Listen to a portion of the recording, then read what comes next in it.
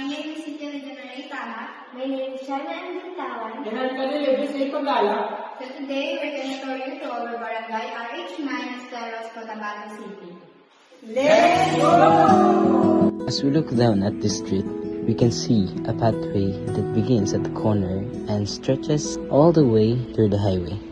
This path here is lined with trees and grass, creating a peaceful spot to walk and unwind amidst its quiet surroundings. It's a great escape from the hustle and bustle of daily life.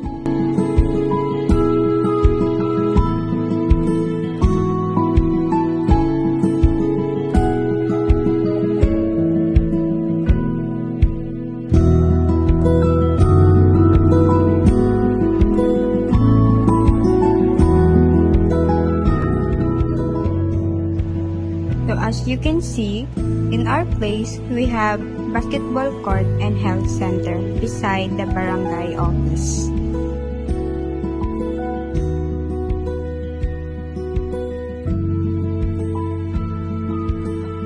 In our barangay, the schedule of collecting trash is in every Wednesday and Friday at 5 to 6 in the morning.